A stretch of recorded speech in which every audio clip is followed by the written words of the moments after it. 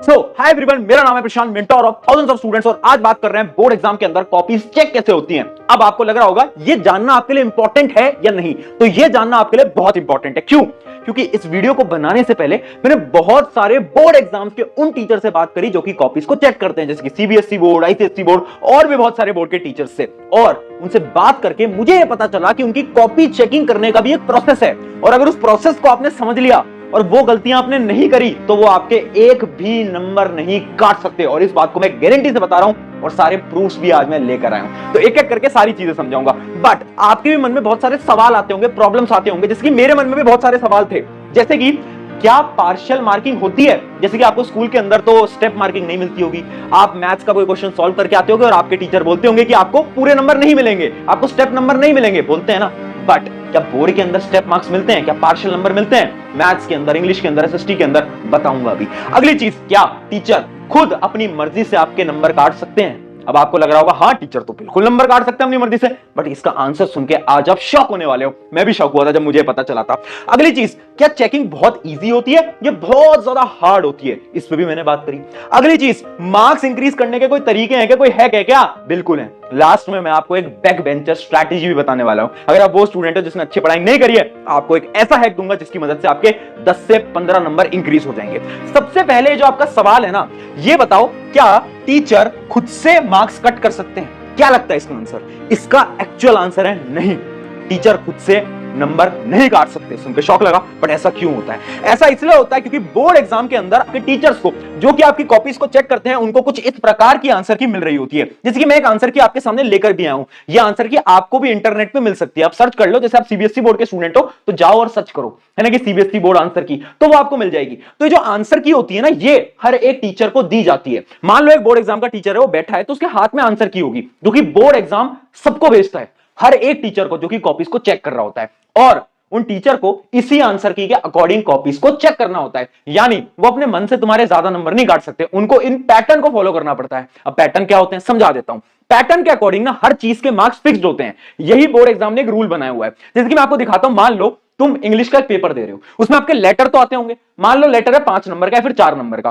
तो यहां पर लिखा होता है कि नंबर कैसे डिवाइडेड है। जैसे कि मैं आपको एकदम डिटेल में दिखाता हूं, तो यहां पर लिखा हुआ है 2 मार्क्स फॉर कंटेंट, यानी बच्चे ने कैसा आंसर लिखा है उसके आप 2 नंबर दो। उसके अलावा आपको 2 नंबर देने हैं एक्सप्रेशन के, यानी कोई ग्रामेटिकल एरर तो नहीं है, अगर है तो 1 नंबर टीचर आपके यहां पर काट सकता है। क्यों? क्योंकि ऐसा रूल बनाया हुआ है। उसके अलावा 1 नंबर मिलते हैं किसके? कि उसके आइडियाज क्या है, उसने अपने आइडियाज को कनेक्ट कैसे करा है लेटर को लिखते समय, यानी एक प्रॉपर आंसर की दी जाती है, जिसके अकॉर्डिंग एक टीचर को कॉपीज को चेक करना रहता है। ये सिर्फ इंग्लिश में नहीं, ऐसा ही साइंस में, सोशल साइंस में, मैथ्स में, सब में होता है। अब तुम्हारे मन में सवाल आ रहा होगा कि आखिर ये आंसर की बनाई कैसे जाती है, इनका क्या रूल होता है? तो इसका रूल होता है कि जितने भी आंसर्स होते हैं वो एनसीईआरटी से लिए जाते हैं। यानी मैं आपको एक और एग्जांपल दिखाता हूं, देखो, और यहीं पर ही मैं एक बहुत अच्छी ट्रिक देने वाला हूं आपको। ट्रिक ये है ना, always right answers from NCERT. हमेशा आंसर, वो जो तुम्हारी किताब है ना, उसके आंसर तुम लिख कर आया करो। क्यों? मान लो एक सवाल है, एग्जांपल लेता हूं, मान लो एक सवाल है, explain any 3 major challenges faced by political parties, ये क्वेश्चन आया। अब आपके टीचर की जो आंसर की है ना, जो कि बोर्ड एग्जाम वाले देंगे, उनमें उन टीचर्स को इस प्रकार से आंसर लिखे हुए मिलेंगे कि या तो बच्चे ने ये लिखे हैं, और या तो बच्चे ने ये लिखे हैं, या तो बच्चे ने ये लिखे हैं, ऐसे। यानी उन टीचर्स को 7-8 ऑप्शन दिए जाएंगे, उनको बोला जाएगा अगर इसमें से बच्चे ने कुछ भी लिखा है तो उसको नंबर दे देना। और वो 7-8 पॉइंटर कहां से मिलते हैं? वो 7-8 पॉइंटर्स मिलते हैं कहां से? एनसीईआरटी से। वो बनाए जाते हैं एनसीईआरटी से। इस वजह से हर एक टीचर आपको बोलता है कि हमेशा एनसीईआरटी को ढंग से पढ़ो और आंसर भी एनसीईआरटी के हिसाब से लिख कर आओ। क्योंकि अगर आपने आंसर को एनसीईआरटी के हिसाब से लिखा, टीचर की आंसर की में टीचर को दिखा कि अच्छा ये सारे पॉइंट्स इसने लिखे हुए हैं, नंबर पूरे मिल जाएंगे। बट अगर पॉइंट आपकी जो एनसीईआरटी से बाहर का है और टीचर को उनकी आंसर की में नहीं मिला, तब प्रॉब्लम हो सकती है। तो बहुत इंपॉर्टेंट पॉइंट है, हमेशा पढ़ाई करो एनसीईआरटी से, आंसर को याद करो, एनसीईआरटी वाले आंसर को याद करो, क्योंकि चेकिंग ऐसी होती है। ठीक है, अब बात करते हैं आपका एक और डाउट, भैया क्या जो पार्शियल मार्किंग है वो हमें मिलती है स्पेशली मैथ जैसे सब्जेक्ट में, फिजिक्स जैसे सब्जेक्ट में? तो इसका आंसर मैं आपको विद प्रूफ दिखाता हूं। इसका आंसर है यस, बिल्कुल मिलती है। अब मैं आपको आंसर की दिखाता हूं मैथ्स की। जैसे कि एक क्वेश्चन आया होगा प्रोबेबिलिटी का, तो यहां पर देखो साफ लिखा है, अगर एक स्टूडेंट ने यहां तक सही कैलकुलेट करा है तो उसको 1 नंबर दे दो।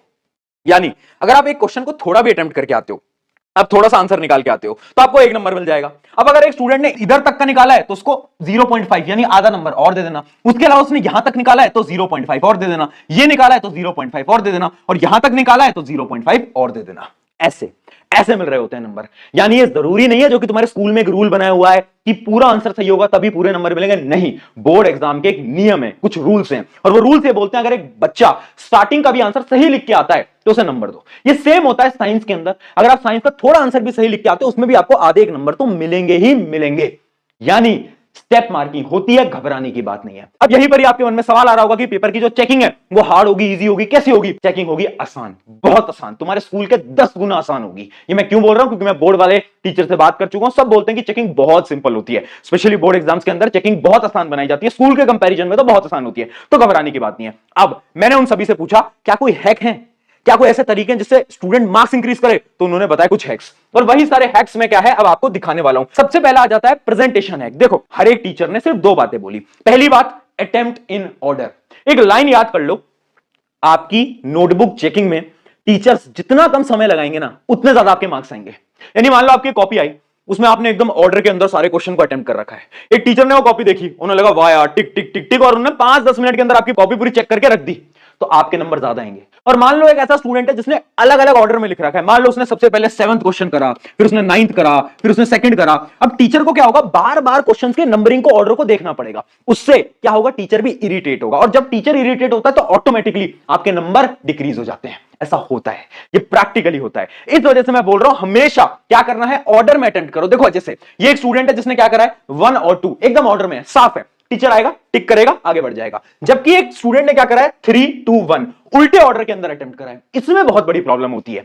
अब तुम बोल रहे होगे भैया हमारे पेपर के अलग अलग सेक्शन होते हैं, section A, section B, section C, तो हम क्या करते हैं पहले दूसरा सेक्शन अटेम्प्ट कर लेते हैं, क्या उसमें भी दिक्कत है? मैं बोल रहा हूं नहीं, उसमें कोई दिक्कत नहीं है। आप सेक्शन की हेडिंग डालो और उस सेक्शन के अंदर आपको सारे क्वेश्चंस को ऑर्डर में अटेम्प्ट करना है। आप सेक्शन कैसे भी अटेम्प्ट कर सकते हो, मान लो पहले आप डी करो, फिर बी करो, फिर सी करो, फिर ए करो, फर्क नहीं पड़ता, बट उस सेक्शन के सारे क्वेश्चन आपको एक ही ऑर्डर के अंदर अटेम्प्ट करने, इस बात को याद रखना। ये थी पहली टेक्निक। दूसरी टेक्निक क्या थी, हर एक टीचर ने बोला रफ कभी भी आपको आंसर शीट में नहीं करना है। आंसर शीट का जो लास्ट पेज है उसमें तुम्हें क्या करना है, ऊपर हेडिंग डालनी है रफ, और उसमें आप कुछ भी रफ करो, क्या उसमें आप अपने दोस्त का नाम लिखा, रोहन, मोहन, सोहन, कोई फर्क नहीं पड़ता, कोई नहीं पड़ता। उसके ऊपर बस आप ऐसे ऐसे रफ करके लिख देना और उसके अंदर आप सारी रफ करना। बट ऐसा मत करना कि आप आंसर शीट के बीच में रफ कर रहे हो। कुछ बच्चे होते हैं क्या करते हैं, आंसर शीट लेते हैं और उसके बॉर्डर्स जो होते हैं, आंसर शीट के जो बॉर्डर्स होते हैं उन बॉर्डर्स पे रफ कर रहे होते हैं। आपको वो नहीं करना है, उससे आपकी आंसर शीट बहुत बेकार दिखाई दे रही होती है। आपको करना है हमेशा लास्ट पेज पे रफ करना है, हेडिंग डालो रफ और सारा रफ वहां पर कर दो, कोई दिक्कत नहीं है, कोई प्रॉब्लम नहीं है, कोई मना नहीं करता।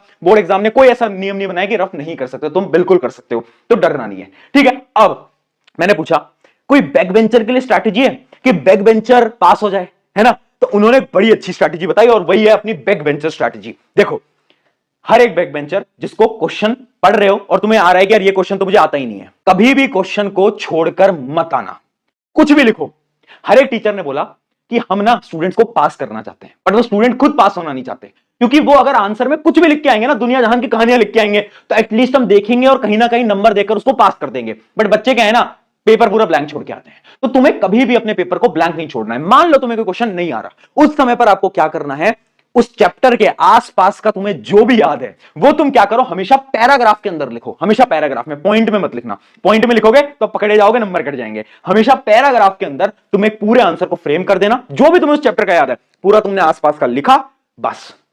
अगर तुम्हारी फेल होने वाली नौबत आ रही होगी या फिर तुम्हारे नंबर कम आ रहे होंगे तो टीचर उसमें आधा 1 नंबर 2 नंबर बढ़ाकर अच्छे नंबर तुम्हारे ला देगा। ये हर एक टीचर करते हैं, ये रियलिटी है। बस तुम्हें कभी भी अपने आंसर्स को छोड़कर नहीं आना है। तो सारी की सारी टेक्निक थी बोर्ड एग्जाम हैक्स के ऊपर, याद रखना। कॉपीज इसी तरीके से चेक होती हैं, अब डरना नहीं है, घबराना नहीं है। बोर्ड एग्जाम में जाओ, फोड़ कर आओ, जीत कर आओगे, मुझे तुम पे एकदम विश्वास है। इस वीडियो को अपने एक दोस्त के साथ जरूर शेयर कर देना।